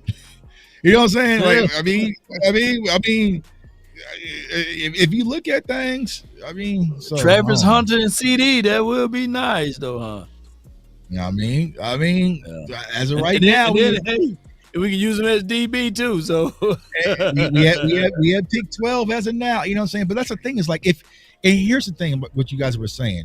If you go make a trade, you go make a big trade, and all the big names are pretty much gone, but that reignites your team. That lets them know, okay, they really are serious about winning this year. You know what I'm saying? Right. Like, all right, we need to step this up. They went and got, T. Higgins or something like that. You know what I'm saying? Like, yeah, okay. They really locked in K offense. Let's go. They went and got a big physical defensive tackle and brought him in. What would you do, Jay Tuck, if all of a sudden you draft Travis Hunter? You know, I ain't trying to have this conversation. Yeah, I mean, let me get the music going though. Hold on. Let me get the music. You draft Travis Hunter. And then you trade back into the first and you get the Ashanton Genty. Because what round you think he's going to be early, right? How you say that? Going to be early, right? Genty's going to be early. Because what about Ollie Gordon? What about Ollie Gordon? Can you get back in? I'm gonna give y'all a heads up, right? This year's running back class is like triple times as loaded as last year's class, y'all. There's guys that's going to be in the 4th or 5th round that will probably have been first round or top running backs off the board in this past year's class, right? So you're going to have a Genty, he'll probably be first at the board, but you do have an Ollie Gordon out there. You got my guy Devin Neal out of Kansas, like you got RJ Harvey out of UC. Don't get me started, y'all. We'll get to that, but this running back class is loaded of talent. My guy Amarion Hampton out of North Carolina, who's playing his Florida State on Saturday. So there's so many talented running backs. If the Cowboys walk out the draft, y'all, with another running back, I'm done. I'm really done. What number did Gibbs go? Number did Gibbs go? Gibbs was the first round, right? First round. Him and what number? Like I think it was 26, 27. Yeah. Was he that low? Yeah, he was that low. We didn't pass up on him, did we? Nah, Gibbs went earlier, right? Oh yeah, that's right. He was before us. He went earlier because we thought he was going to fall him. to us. You right. Yeah. Because Detroit was before us. Yeah. You right. Yeah, I forgot what pick he was because he went early. He was a 12th pick. We definitely getting a running back this year. He was a 12th pick in the draft. Yeah, Jamar Gibbs. Because they went Gibbs and they went and got linebacker too. Yeah. When Robertson was what? Bijan. Yeah, we gonna stay. He was like 5 or 10? 6. 5 or 6. Was he? Like, is it early? No, he was top 10. Top 10, yeah. It's crazy you do all this draft work and then when it happens, he was 8. I swear. So he was 8. Bijan was 8. Gibbs was 12. Okay. So we got to face Barry Sanders. I said if Barry Sanders and Emmett had a baby, that it would be him. You know, shoot, that boy's good coming out Barry Sanders, man. Shoot, this dude got short area, quick. He can catch out of the backfield. He can huddle and leap over you. You don't think that dude that good? Oh hell no! Hey, hold on. I'm just trolling, bro. I'm just trolling, dog. Don't you jinx us now. Hey, man, we going against Calvin Johnson this week, bro. Hey, bro. Hey, boss, with the way our defense is, bro, we don't need no bulletin board material. It's Bijan, bro. Hey, that's facts. He might be this week, Tuck. Oh, God. Boss finna have this man running 300 yards on You ain't lying, bro. This might be the Mr. week. Robinson, bro. I give him. Hey. Yeah. Oh, man. I'm going to give my final words. I ain't going to talk about it, man. Don't even do it. Mr. Robinson, man. Hey, I put it like this. This is my final word. Ain't finna be eloquent at all. I'm not ready, nor do I want to talk about draft. I don't. Cowboys, don't make me talk about the draft before I want to. Yeah. Now, you headed that way, though. You are. With what Mike McCarthy doing, not committing to the run, if y'all not going to make no type of trades, none, if it's still going to be our guys, if you not going to even make no type of changes like Wanye Thomas, like common sense stuff that everybody agree with after you got slaughtered at the tight end position by Kittle, you lose that game because you had no answer, dog, for a freaking tight end. So like, go in with status quo. I'm gonna be talking about the draft, ready or not. Here I come. That's my final word. God damn. That's a good music though. Yeah, that's music to my ears, man. Well, I'll tell y'all, we talking about draft over my channel, but it's not because, if anything, due to the Cowboys season. It's because for me personally, I'm already researching these players for class, so I might as well just put the content out, right? Absolutely. Versus waiting. But also, I want to get a jump start so that way we're not cramming in January. So we're gonna do some draft content starting this weekend. But I will say this, y'all, it's like, when it comes to me, and I think this is for a lot of Cowboys fans, is actions is louder than words, right? We're hearing all that we got to be better. We got to work on the fundamentals. We got to do this. We got to do that. Practice better. I believe in our guys. It's time for the Cowboys to go out there and just show and prove, right? We're done with the talking. And I think that's where a lot of us fans are getting frustrated. We're hearing a lot of talking and seeing zero actions, right? We're almost, 2 hours in the show, and y'all still can't name some things that we've done to change and say, you know what, we're trying to be better. And that's the frustrating part. A lot of us are married or dating. Whenever we mess up, we have to show our woman or show our man, hey, I'm doing this because I'm trying to be better. You can't just say, I'm gonna be better. I'm gonna be like, nah, you have to do something. You have to make some changes. Sick of talk. I'm sick of talking. You know what I'm saying? Talk. You said you're gonna be better last weekend, and this weekend you back at the club, staying out late again. Like it's how we feel. You know what I'm saying? You need to actually show us that you are vested in winning this season. This season right now, what are you doing to show that you're all in on winning? In this, we're gonna wait, we're gonna get some guys back possibly, and we still got games left to play, bro.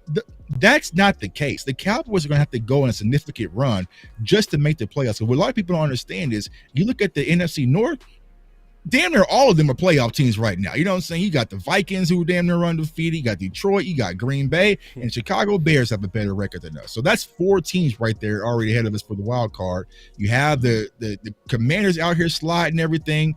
Philly starting to heat up. You have the Cardinals. You have San Francisco. Like, we are at the bottom of the barrel.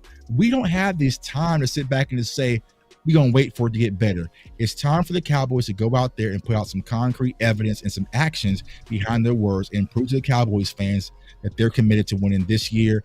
And thus far, they have given us no reason to believe they're going to do so. And until they do that, I'm not buying in. So that's my final word.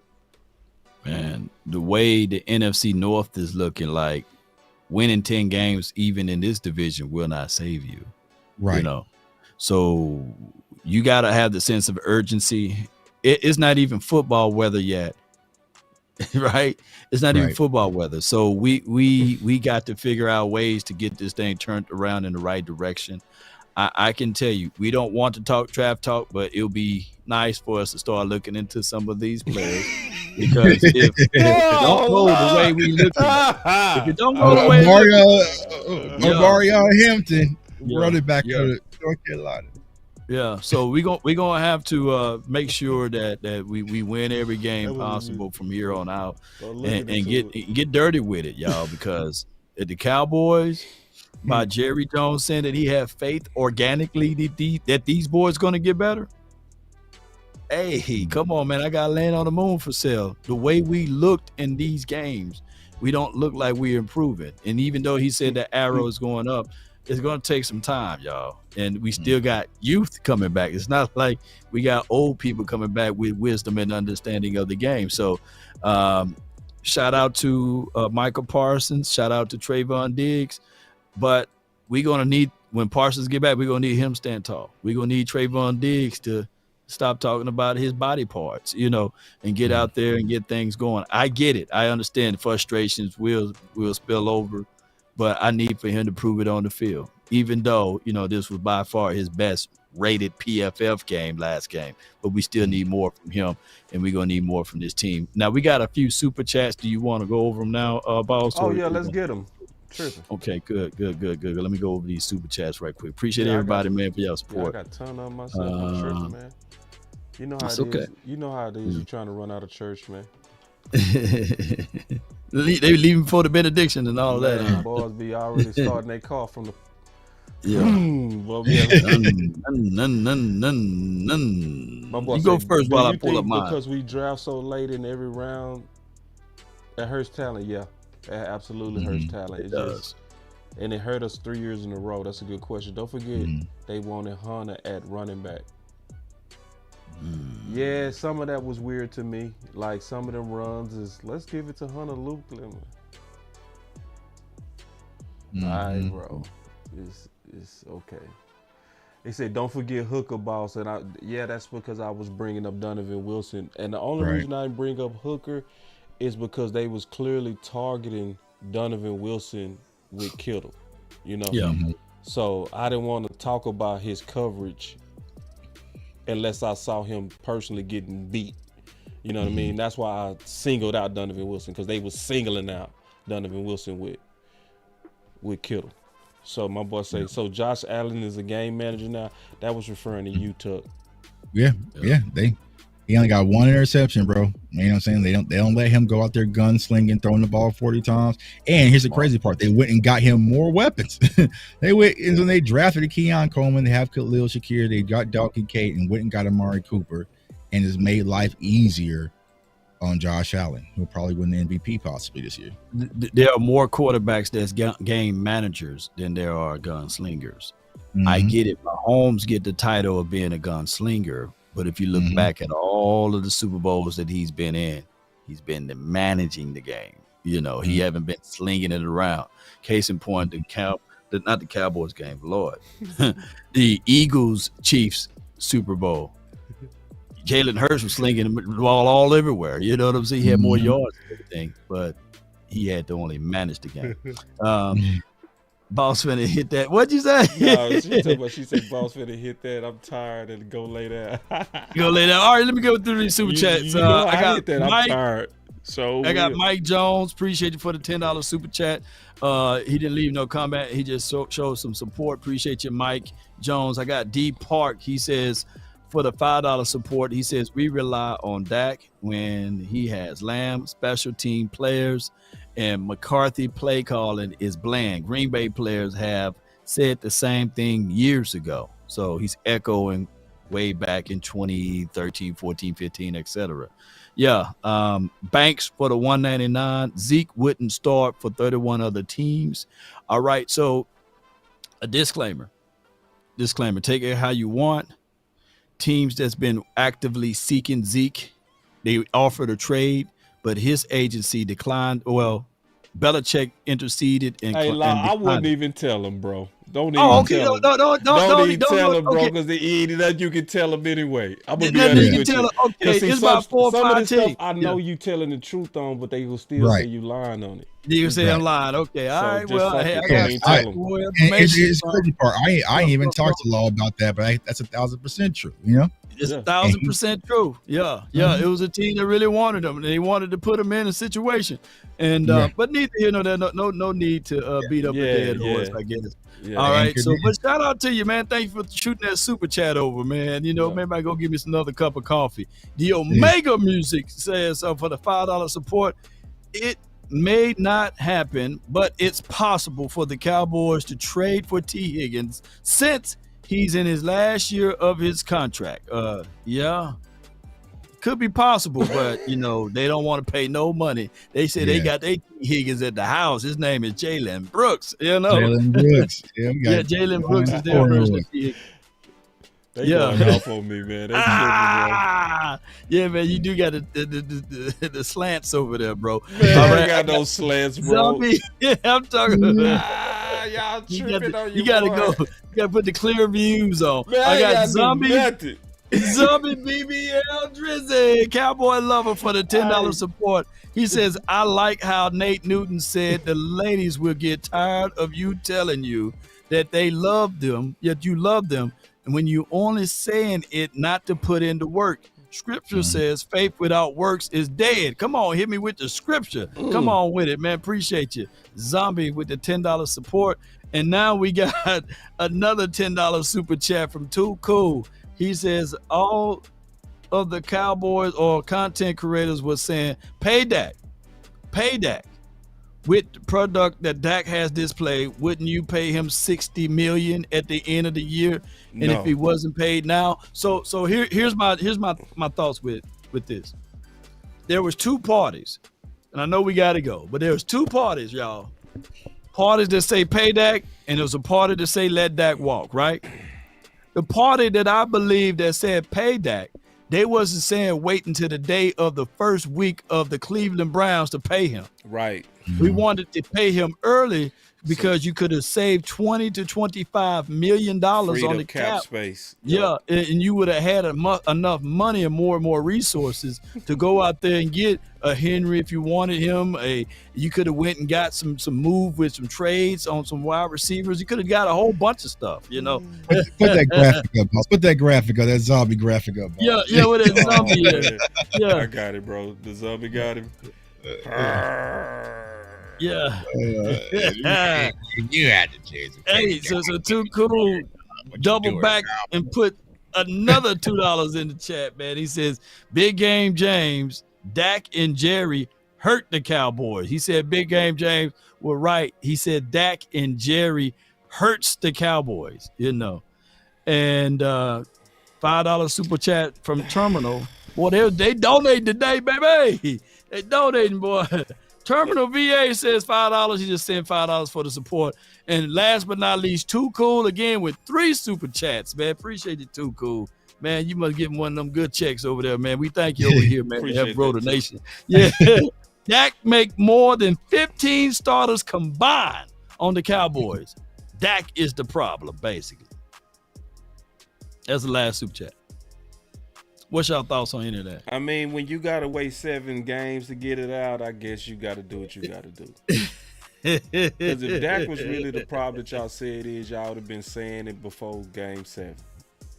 Oh, my y'all God. waited for his real bad game, to then now you want to jump out and say what you've been wanting to say since Game 1. Mm-hmm. And, and the fact that you had to wait so long lets me know that. Because last year, Dak had y'all saying y'all don't lose at home. So, remember that. Or Dak should have been the MVP and all. Yeah, we ain't got time for all that, bro. My Yankees. Got no time for that. I ain't got time for all that. My Yankees is I'm balling. gonna hit the button on these boys. Shit.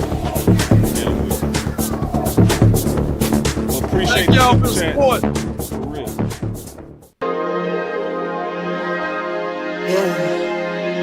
Yeah, I just wanna run it up. Kinda check or something. I've been really in the field, let up, yeah. I've been really in the field, let her rush, I let her feel. Lately, I just wanna run it up. Don't need no deals, I make the deal. Half a ticket to a meal. Lately, I just wanna run it up.